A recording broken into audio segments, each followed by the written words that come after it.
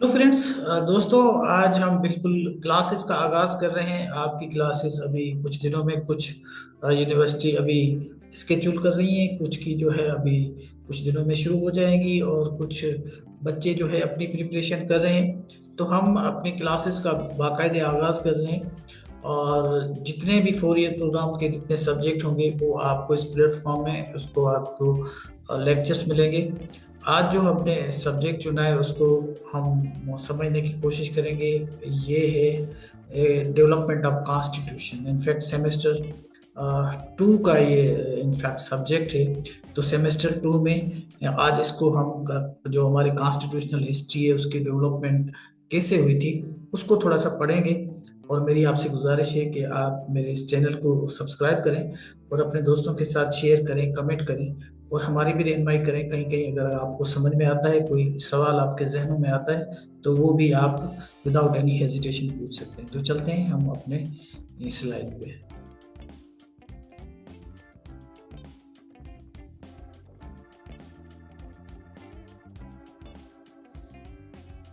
देखें, ये सेमेस्टर 2 है, सब्जेक्ट है इसका कॉन्स्टिट्यूशनल लॉ और उसका टॉपिक है कॉन्स्टिट्यूशनल डेवलपमेंट ऑफ पाकिस्तान। ये पाकिस्तान में कॉन्स्टिट्यूशन कब बना और उसकी तारीख क्या है। देखें, बहुत सारे मुल्कों में एक ही कॉन्स्टिट्यूशन बनता है और वो फिर चलने शुरू हो जाता है, लेकिन ये पाकिस्तान में ऐसा हुआ कि जब पाकिस्तान बना 1947 में, आपको थोड़ी इसकी पॉलिटिकल हिस्ट्री में जाना होगा क्योंकि जब तक आप इसको समझेंगे नहीं ना, रट्टे लगते नहीं है। और जब समझेंगे तो आपको लॉजिक याद आ जाती है कि यार ये प्रॉब्लम था, इसके लिए ये मसला था और ये इशू था, इसीलिए ये सवाल बनते हैं। ठीक है ना। तो आपको थोड़ा सा इसको पॉलिटिकल जो इसका जो इश्यूज थे उसको भी थोड़ा सा समझना होगा और थोड़े से जो हमारे तारीख है उसका भी थोड़ा सा मुताला करना होगा। हम ज्यादा डिटेल में नहीं जाएंगे। देखिए, ये पूरी तारीख है। पहले तो पाकिस्तान 1947 में बनता है। तो सबसे पहले हमारे पास क्योंकि ईस्ट पाकिस्तान और वेस्ट पाकिस्तान होता है, तो ईस्ट पाकिस्तान वेस्ट पाकिस्तान से बड़ा होता है। जो बांग्लादेश होता है वो हमसे बड़ा होता है। तो अब यही प्रॉब्लम शुरू हो गई कि भाई वेस्ट पाकिस्तान अगर बड़ा है तो डेमोक्रेसी आ गई तो जाहिर सी बात है उनके पास पावर्स चले जाएंगे। तो शुरू से ही यही, क्योंकि ज्यादा लीडरान थे जो पावरफुल थे वो थे हमारे वेस्ट पाकिस्तान के। तो उनका ख्याल था कि हम पूरा जो सेंट्रल है उसको ही पावरफुल रखते हैं और बाकी को हम संभाल लेंगे। तो शुरू में भी आपने देखा होगा, तारीख आपने पढ़ी होगी, ये हुआ। तो उसके बाद हमारे पास पॉलिटिकल और कॉन्स्टिट्यूशनल चैलेंजेस शुरू हो गए। अब इसमें क्या होता है कि सबसे पहले तो कायदे आजम साहब जब आए तो वो पहले ही गवर्नर जनरल बन गए, जबकि इंडिया में ऐसा नहीं हुआ। इंडिया में इलेक्शन हुई और अपना आइन बना और जो हुकूमत थी और जो अवामी नुमाइंदे थे उनको सौंप दी गई। लेकिन हमारे पास क्या होता है कि हमारी कायदे आजम साहब क्या करते हैं कि वो खुद ही गवर्नर जनरल बनते हैं और उसके बाद जो है कॉन्स्टिट्यूशन बनाने की कोशिश की जाती है। लेकिन कायदे आजम जल्दी इस दुनिया से चले जाते हैं तो फिर क्राइसिस शुरू हो जाते हैं, पॉलिटिकल एक इनस्टेबिलिटी आती है, तो कंसेंसस बनता ही नहीं है। और उसमें जो प्रॉब्लम्स आते हैं स्पेशली वो मैं आपको बताऊं कि यहाँ पर मिलिट्री इंटरवेंशन भी होती रही और ये भी अभी तक फैसला नहीं हो सका कि हमारे पास ये जो हुकूमत है वो कौन करेगा। मिलिट्री करेगी, क्योंकि जब हुकूमत आई तो हमारे पास रिसोर्सेज तो हमें कोई 17% मिले थे, लेकिन जो मिलिट्री आई थी वो शायद को 30% आई थी। तो अब हमारे पास ये प्रॉब्लम हो गया था कि ये हुकूमत चलाएगा कौन। अगर मिलिट्री चलाएगी, या अभी तक फैसला नहीं हुआ यकीनन, अभी भी हमारे पास हाइब्रिड है तो अभी तक फैसला नहीं हुआ। हाइब्रिड क्यों है? इसका मतलब यही है कि अभी तक फैसला नहीं हो सका कि ये हुकूमत अवामी नुमाइंदे चलाएंगे या कोई और चलाएगा। तो इस तरह की जो सिचुएशन थी ये राइट फ्रॉम द आपके पाकिस्तान, हमारे पाकिस्तान बनने से ही शुरू हो गई थी। अब वेस्ट पाकिस्तान, जाहिर सी बात है, वो और ज्यादा वहाँ के पॉलिटिशियन थे, तगड़े थे, वो चाहते थे कि सेंट्रल एक कमांड होनी चाहिए, सेंट्रल पावर होना चाहिए और फिर हम सूबों को जो है वो चला सकेंगे। लेकिन जो ईस्ट पाकिस्तान था वो कहता था कि आप हमें जो प्रोविंशनल है वो ऑटोनॉमी दे। अब होता ये है कि हमारे पास जो है वो इसके लिए एक कॉन्स्टिट्यूशनल डेवलपमेंट के लिए उनके लिए ऑब्जेक्टिव वगैरह तैयार किए जाते हैं कि हमारे पास कॉन्स्टिट्यूशन कैसे बनेगा और उसमें पावर को डिफाइन किया जाएगा, जुडिशरी क्या होगी, फेडरल स्ट्रक्चर होगा और डेमोक्रेसी होगी। इसके लिए बहुत दफ़ा कोशिशें की गई, लेकिन होता ये है कि जब कॉन्स्टिट्यूशंस के लिए कॉन्स्टिट्यूशनल असेंबली बनी तो हमारी कॉन्स्टिट्यूशन असेंबली भी टूट गई। वो भी जो है वो आपस में पॉलिटिकल क्राइसिस हो रही है, जिसकी आप अगर हमारे जो पाकिस्तान की पॉलिटिकल तारीख है उसमें जाएंगे, हम मौलवी तमीजुद्दीन का केस पढ़ेंगे तो वहाँ पे आपको, मेरी भी इसमें वीडियो है, आपको पता चलेगा कि कैसे कॉन्स्टिट्यूशन असेंबली टूटी। और कॉन्स्टिट्यूशन असेंबली का काम ही कॉन्स्टिट्यूशन बनाना है ना, जब तक आपके पास, लेकिन उन्होंने कॉन्स्टिट्यूशन असेंबली टूटी। वो 2-3 दफ़ा कोई गवर्नर जनरल भी हमारे पास तब्दील होते रहे, वजीर आजम भी तब्दील होते रहे। तो क्या होता है कि ये पहला जो हमारा कॉन्स्टिट्यूशन बनता है वो 1956 में बनता है, 9 साल के बाद। अब 9 साल के बाद आप समझे कि मुल्क बन गया है तकरीबन कोई एक डकेट्स में बहुत बड़ी तरक्की हो जाती है आजकल के मॉडर्न दौर में, लेकिन हम तो पूरे तकरीबन 9 साल तो आपस में लड़ते रहे। कभी कॉन्स्टिट्यूशनल असेंबली टूटती रही, कभी हमारे पास जो है वो वजीर आजम तब्दील होते रहे, और कभी जो है वो आपको तारीख का पता होगा, वो लियाकत अली खान साहब को जो हमारे वजीर आजम थे उसको भी लोगों ने कत्ल कर दिया रावलपिंडी में। तो कत्ल करने वाले को किसी और ने कत्ल कर दिया। तो ये एक पॉलिटिकल क्राइसिस जो है वो भी थी। और उसमें जो सबसे ज़्यादा जब प्रॉब्लम तब शुरू हुए जब बांग्लादेश एक तारीखी मुल्क था, एक सूबा था जिसपे एक टैगोर की उनकी बहुत बड़ी ज़बान है, लेकिन उनको कहा गया कि आप जो है, वो कायदे आज़म साहब ने भी कहा जाकर उधर कि आप, वो इंग्लिश में कहा उसने कि forget your Bengali, now your national language is Urdu.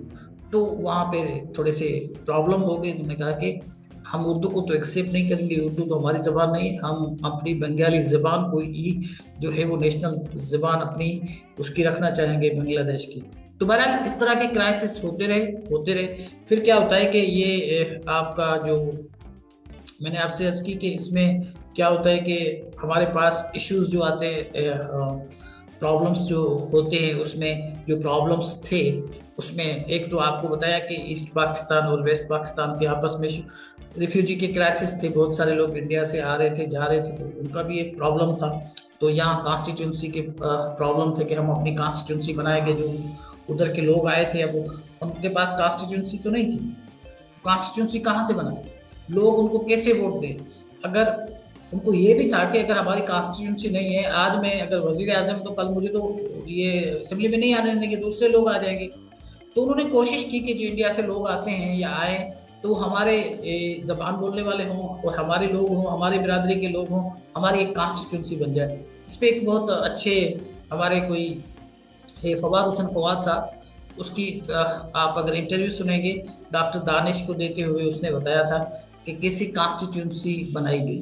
Constituency जाहिर सी बात है, जो यहाँ का बंदा होगा उसके पास तो अपनी लोग होंगे ना, लेकिन बाहर से बंदा आया तो अब उसको अपने बंदे चाहिए जो बाहर से दूसरे लेकर आए कि उसको एमएनए और एमपीए की सिलेक्शन हो सके। तो ये बहुत बड़ा प्रॉब्लम होता रहा रिफ्यूजी का, लोग आते रहे, फिर उनकी सेटलमेंट और ये सारा कुछ होता रहा। तो उसके बाद आपको पता है कि बेसिक प्रिंसिपल ये मैंने आपसे अर्ज किया, अभी बता दिया आपको। तो जैसे आपसे कहा कि ये हमारे मुल्क में जो, हालांकि हमारी उससे नहीं बनती थी, अपना बांग्लादेश के लोगों के साथ हम लोगों के जो रवाबित थे वो अच्छे नहीं थे, हम उनको राइट नहीं देना चाहते थे जो आजकल किताबों में लिखा हुआ है। लेकिन शुरू से हमारा ये ईमान था कि हमें पाकिस्तान को एक इस्लामी मुल्क बनाना है। तो फिर आपको पता ही होगा कि इसमें फिर जो एक ऑब्जेक्टिव रेजोल्यूशन आई 1949 में। अब ये हालांकि हमारी आपस में अभी तक नहीं बन रही, अब हम कॉन्स्टिट्यूशन नहीं बना सकते, लेकिन हम अपने एक जो है ऑब्जेक्टिव रेजोल्यूशन, एक अपने मुल्क को डिफाइन करने के लिए जो है वो रेजोल्यूशन ला रहे हैं और बता रहे हैं कि हमारा मुल्क कैसे होगा। आपस में बनने की कोई हमें अभी परवाह नहीं है। तो क्या होता है उसमें की सिग्निफिकेंस क्या है कि first step towards in the Islamic constitution, हमारा जो आइन होगा वो इस्लामी होगा और सॉवरेनिटी बिलोंग टू अल्लाह होगी और government drives authority from the will of the people. अब ये आप देख लें कितनी विल ऑफ पीपल चलती है, और guarantee fundamental rights and the social justice. Political leaders debated extend Islamisation with versus democracy. अभी आपस में लड़ते रहे, जब इस्लाम की बात आ गई तो इस्लाम में डेमोक्रेसी कहाँ है? वहां तो इस्लाम की तारीख में तो हमें कोई स्टेट नहीं मिलती, मॉडर्न स्टेट का दौर ही नहीं था तब। उस वक्त तो कबायली दौर था। दोबारा ये आपस में लड़ते रहे, फिर अगर डेमोक्रेसी आए भी तो कैसी आए? इनकी आपस में फसादात। और फिर आपको तारीख पढ़ लेंगे 1953 में क्या हुआ। फिर आपस में मुसलमानों की, जो मुसलमान है उसकी तारीफ भी ढूंढी गई। तो ये प्रॉब्लम चलते रहे। तो फर्स्ट कॉन्स्टिट्यूशन के लिए ड्राफ्ट जो है वो 1950-1954 में जो है वो तैयार होता है। अब ये जो कॉन्स्टिट्यूशन असेंबली है, इसमें क्या होता है, जैसे मैंने आपसे कहा कि यहाँ पर जब ये बनी, इनको ड्राफ्ट वगैरह तैयार करने थे असेंबली के लिए, असेंबली में, कॉन्स्टिट्यूशन असेंबली में। तो होता ये है कि वहाँ पे फिर ये बंगालीज और उर्दू वर्सेस ये आपस में एक ईस्ट पाकिस्तान और वेस्ट पाकिस्तान में ये क्राइसिस शुरू हो जाते हैं, इथनिक पॉलिटिकल राइवलरी। और असेंबली डिजॉल्व, जो आपकी कॉन्स्टिट्यूशन असेंबली होती है वो भी डिजॉल्व हो जाती है। मैंने आपसे इसकी मिसाल दी कि आप जाके केस पढ़ लें जो फर्स्ट कॉन्स्टिट्यूशनल केस है मौलिक तमीज़ दिन का, तो आपको समझ में आ जाएगा। अब ये आता है हमारी फर्स्ट कॉन्स्टिट्यूशन, ये बनता है पहला जो कॉन्स्टिट्यूशन बनता है 23 मार्च को, ये इनेक्ट हो जाता है हमारे मुल्क में। जो पहला कॉन्स्टिट्यूशन जो आइन आता है, Pakistan became a Republic of Pakistan. अब इसकी की फीचर्स ये होती है, ये आपके जहन में याद होना चाहिए जब तारीख आपसे पूछी जाए कि ये 23 मार्च को हुआ था और 1956 को हुआ था। इसके की जो फीचर्स हैं ये भी आपके जहन में होना चाहिए, वो तो आपकी तारीख थी। अब इसमें ये कि ये डेमोक्रेटिक कॉन्स्टिट्यूशन था, ठीक है ना। इस डेमोक्रेटिक कॉन्स्टिट्यूशन में आपके पास क्या था, parliamentary system, prime minister as executive head और president as a ceremonial head, और Islam as a state of religion, fundamental rights guaranteed. और ये बाई कैमरल लेजिस्लेटर का मतलब ये है कि आपके पास दो हाउस होंगे, एक कौमी असेंबली और सेनेट। सेनेट इसीलिए थी कि सेनेट जो है वो उसमें इक्वल रिप्रेजेंटेशन थी सारे सूबों की, और उनकी जो अपनी इलेक्शन थी वो डायरेक्ट नहीं हुआ करती थी, अवामी नहीं होती थी, उनको असेंबली के मेंबर चुनते थे। लेकिन सीटों का हिसाब यही होता था, सबकी जो है वो इक्वल सीटें थी, उसको अपर हाउस कहा गया। तो ये पहला कॉन्स्टिट्यूशन हमारे मुल्क में हुआ।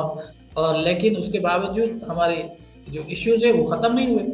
ये central province, strong central government, मैंने आपसे पहले कहा कि स्ट्रांग सेंट्रल गवर्नमेंट चाहिए। अब स्ट्रांग सेंट्रल गवर्नमेंट तो जाहिर सी बात है जब होगी तो प्रोविंस में तो सेंस ऑफ डिप्रिवेशन होगी। अभी भी हमारे पास बलूचिस्तान में यही है शरीक, और टू सम एक्सटेंट सिंध और केपीके में भी लोग खुश नहीं है इतना। तो ये सेंटर को ज़्यादा मजबूत करने में, दुनिया में जहाँ डेमोक्रेसी होती है वहाँ सेंटर मजबूत नहीं होती, वहाँ पे स्टेट मजबूत होती है, क्योंकि स्टेट सेंटर बनाती है, सेंटर स्टेट नहीं बनाती। तो ये कुछ इस तरह की हमारे पास अदरवाइज सिचुएशन है, पॉलिटिकल इंस्टेबिलिटी। क्या होता है फिर आपके पास, आपको पता है 1 यूनिट भी लग जाता है। Political instability, frequent change in prime minister. तो इंडियन वजीर आजम ने कहा था कि इतनी मैं धोती तब्दील नहीं करता टाइम में जितने हैं। तो ये प्रॉब्लम होता है, पहला आइन आ चुका लेकिन हमारे प्रॉब्लम्स अभी ख़त्म नहीं हो रहे। फिर आपके पास क्या होता है, फिर मिलिट्री इन्फ्लुएंस हो जाता है। हमारे पास मिलिट्री इन्फ्लुएंस पहले भी था, लेकिन अंडर रिप्रेजेंटेशन आपकी ईस्ट पाकिस्तान की, मतलब उनके लोग ज़्यादा नहीं थे, उनके जनरल ज़्यादा नहीं थे, हुक्मरान में उनके लोग ज़्यादा नहीं थे, ब्यूरोक्रेसी में उनके लोग नहीं थे। अब जाहिर सी बात है जब लोग नहीं थे, सूबा भी वो बड़ा, तो पॉलिटिकल और आपके पास एक जो सेंस ऑफ डिप्रीवेशन है वो आ जाती है। तो राइट आपके 1947 के बाद आपके पास ये जो बांग्लादेश था, उनके पास आप ऐसे समझे कि यहाँ से आपके हालात तब्दील होना शुरू हुए और यहाँ से बांग्लादेश जो है वो अपनी तरफ चलना शुरू हो गया था, क्योंकि आप राइट नहीं देना चाहते थे किसी भी सूरत में। ये मैं नहीं कह रहा, ये बहुत सारे जो हिस्टोरियन हैं वो कह रहे, किसी भी सूरत में उनके पास सेंस ऑफ डिप्रीवेशन थी, उनके पास वो अंडर रिप्रेजेंट थे, उनको हमने रिप्रेजेंटेशन नहीं दी, हुकूमत हम खुद करना चाहते थे। तो आपके पास आपने फिर दिया, ये मार्शल आ जाता है 1958 में, जो पहला मार्शल हमारे पास आ जाता है। क्योंकि ये इसका मतलब है, जैसे आपको समझ में आया होगा ना कि ये जो हम आयन बना चुके, डेमोक्रेटिक आयन बना चुके, लेकिन उसमें चलने के लिए तैयार नहीं। फिर भी आपके पास ये पॉलिटिकल इनस्टेबिलिटी और प्रॉब्लम्स और इश्यूज ये चलते रहे, तो मार्शल लग गया। तो उसके बाद फिर सिविल मिलिट्री टेंशन, फिर governor general and prime minister struggle to maintain the authority. कैसे अथॉरिटी मेंटेन होगी? अब फाइनली जो होता है गवर्नर जनरल भी एक तरफ हो जाते हैं और फिर अयूब खान आ जाते हैं। अब अयूब खान टेक ओवर करते हैं तो ये क्या करते हैं, तो मार्शल लॉ डिक्लेयर, कॉन्स्टिट्यूशन जो आपका भी मुश्किल से 9 साल के बाद बना था उसको फिर सस्पेंड कर देते हैं, पॉलिटिकल पार्टीज को बंद कर देते हैं, political inter era in military rule, ये एक मिलिट्री रूल आ गया। अब ये मिलिट्री रूल आ गया तो मिलिट्री तो जाहिर सी बात है वो डेमोक्रेटिक जो आयन था उसको कैसे मानेगा? उसने उसको माने नहीं था, उसको उसने सस्पेंड किया। जो भी आता है अगर उस पे होता तो उसमें तो आप कोई डिक्टेटर जो है हुकूमत का नुमाइंदा तो वो हुकूमत नहीं कर सकता। अब देखते हैं इसमें क्या होता है। अब आप अगर इसको पढ़ेंगे तो आपको हंसी आएगी कि हमारे जो बड़े वो इस मुल्क के साथ क्या करते रहते हैं। उसने फिर अपना एक कॉन्स्टिट्यूशन बना लिया जो सदारती कॉन्स्टिट्यूशन जिसको कहते हैं, ये है प्रेसिडेंटल कॉन्स्टिट्यूशन। अब प्रेसिडेंटल कॉन्स्टिट्यूशन में क्या होता है, आप देखें हमारे पास ईस्ट पाकिस्तान वेस्ट पाकिस्तान वो पहले ही आपस में इतने टेंशन में, तो क्या होता है कि प्रेसिडेंटल सिस्टम एक स्ट्रांग एग्जीक्यूटिव आ गया, वन पार्टी सिस्टम कंट्रोल, बस अब अयूब खान ही इस मुल्क में राज करेगा। Fundamental rights limited, province weakened, सूबों को कमजोर कर दिया गया। Legal framework for the martial law, क्योंकि कंटिन्यूशन चलने के लिए आपके पास वो उसको तो नहीं चला सकते, वो तो डेमोक्रेट था। इश्यूज क्या हुए, east Pakistan feel political marginalised. मैंने आपसे कहा ना, जब अब ईस्ट पाकिस्तान से ही आपका नुमाइंदा आके हुकूमत करेगा तो वेस्ट पाकिस्तान वाले क्या सोचेंगे? वो तो यही सोचेंगे ना। तो उनके पास ये सेंस ऑफ डिप्रीवेशन और पॉलिटिकल मार्जिनलाइजेशन हो गई, तो वो अपने आप को मार्जिनलाइज्ड समझने शुरू हो गए। Centralised power favoured West Pakistan, ठीक है ना। तो ये सेंट्रलाइज्ड पावर जो था वो वेस्ट पाकिस्तान को जाहिर सी बात है सूट करता था, ईस्ट पाकिस्तान की हमें जरूरत नहीं थी। Limited public participation in government, उनके पास वेस्टर्न जो लोग थे हमारे पास जो वेस्ट पाकिस्तान के, वो यहाँ पर थे ही नहीं, और सारी हुकूमत हम कर रहे थे, हमें परवाही नहीं थी कि हमने एक सूबा जो है उसको बिल्कुल मार्जिनलाइज कर दिया। अभी भी मुल्क में अगर आप देखेंगे तो सूरत हाल कुछ इस तरह की, एक ही सूबे के यहाँ पर हुकूमत होती है, बाकी सूबों की कोई ऐसा हैसियत नहीं होती। आप जाके हमारी कैबिनेट देख लेंगे तो एक सूबे की मिलेगी, 90% एक सूबे की मिलेंगे। आपकी मिलिट्री देखेंगे तकरीबन एक ही सूबे की आपके पास लोग मिलेंगे। और इसीलिए इस मुल्क में डेमोक्रेसी नहीं आ सकी, क्योंकि दूसरे सूबों में सेंस ऑफ डिप्रीवेशन बढ़ती है। जैसे बलूचिस्तान है, तो जाहिर सी बात है जब हुकूमत में उनके लोग नहीं है, और हैं तो वो जो रियल लोग नहीं है। अब इलेक्शन ऐसी होती है कि जो पॉलिटिकल लोग होते हैं उनको कोई लेफ्ट नहीं है, लेकिन अपने लोगों को वो ले लेते हैं। तो ये पाकिस्तान की तारीख है। अपोजिशन एंड डिसकंटेंट आपस में ये प्रॉब्लम, अपहीवल, पॉलिटिकल क्राइसिस, और उसके बाद क्या होती है 1960 से 1970 तक फिर ये पॉलिटिकल क्राइसिस होता है। अवामी लीग जो ईस्ट पाकिस्तान में थी demanded autonomy, language and economic disparities between East and West Pakistan. उसने कहा कि भाई कमाते हमें, झूठ हमारा, और उन्होंने कहा कि ये इसका जो जूट से जो भी रेवेन्यू निकलता है वो आप जाके इस्लामाबाद और लाहौर के रोड बनाते हैं। ये भी एक उसके मशहूर जुमला है उसका। और उसके बाद 1970 के इलेक्शंस होते हैं, अवामी लीग वो मेजॉरिटी के साथ जीत जाती है। अवामी लीग वहाँ सारी सीटें जीत जाती है, क्योंकि वो बड़ा था तो उनको हुकूमत देनी चाहिए, लेकिन हमने पावर ट्रांसफर नहीं किया, ठीक है ना। फिर सिविल अनरेस्ट हो गया। 1971 में एक पॉलिटिकल डेडलॉक आ गया, मिलिट्री क्रैकडाउन इन ईस्ट पाकिस्तान। हमने मिलिट्री जो है वो वहाँ पे टेक ओवर कर दिया और क्रैकडाउन करना शुरू कर दिया। लेट बांग्लादेश लिबरेशन वार पाकिस्तान स्प्लिट, और ये 16 दिसंबर 1971 में पाकिस्तान जो है वो 2 टुकड़ों में तकसीम हो गया, बांग्लादेश बन गया। पाकिस्तान हमें ज़रूरत इसकी थी, हमें बांग्लादेशी वैसे ही पसंद नहीं थे, बंगालीज पसंद नहीं थे, उनके लिए किताबें भरी हुई है कि हम लोगों ने हुकूक नहीं दिए। वैसे हम अपने स्टेट को ऑब्जेक्ट रेजोल्यूशन तो लेना चाहते थे, हम मुसलमान तो करना चाहते थे, लेकिन मुसलमान भाइयों को हम कबूल नहीं कर रहे थे। और मज़े की बात यहाँ पे ये है कि वो जो 2 नेशन थ्योरी थी, फिर लोगों ने लिखा कि जब पाकिस्तान आज़ाद हो गया, आज़ाद से मुराद जब टूट गया आजाद हुआ तो वो टू नेशन थ्योरी पे बेसिस हुआ, लेकिन जब बांग्लादेश बना तो टू नेशन थ्योरी भी टूट गई, क्योंकि मुसलमान एक कौम तो नहीं रही ना, उनको गोलियां मार के ऑपरेशन करके हमने अलग कर दिया, वो भी हमसे लड़े, तो फिर मुसलमान मुसलमान का भाई तो नहीं हुआ ना। तो टू नेशन थ्योरी वाला कंसेप्ट ही खत्म हो गया। फिर यहाँ पर कुछ लोगों ने ऐसे ही लिखा। फिर क्या होता है कि ये थर्ड, अब मुल्क में क्या होता है कि एक कॉन्स्टिट्यूशन जो था वो पहले ईस्ट और वेस्ट पाकिस्तान दोनों था, वो डेमोक्रेटिक था। दूसरा कॉन्स्टिट्यूशन जो था वो आपको पता ही है कि उसमें, जैसे मैंने आपसे पहले अर्ज किया कि वो कॉन्स्टिट्यूशन आपका सदारती था, प्रेसिडेंटल था। अब मुल्क में कॉन्स्टिट्यूशन चाहिए। पाकिस्तान तो टूट गया, अब सिर्फ हमारे पास जो है वो ईस्ट पाकिस्तान है, उसके लिए आपको जो है वेस्ट पाकिस्तान है, उसके लिए आपको जो है वो चाहिए कॉन्स्टिट्यूशन। तो पाकिस्तान के लिए हमें क्या करना है यहाँ पे, अब इसमें जो होता है new constitution reflecting democracy and federalism, ये अब हमारे पास कॉन्स्टिट्यूशन 1917 आ चुका है।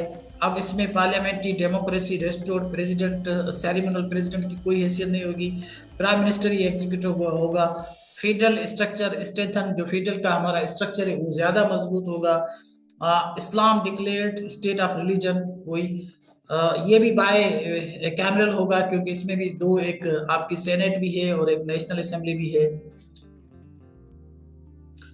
और इसमें आप जो भी लेजिस्लेशन होगी उसका जुडिशियल रिव्यू भी हो सकता है।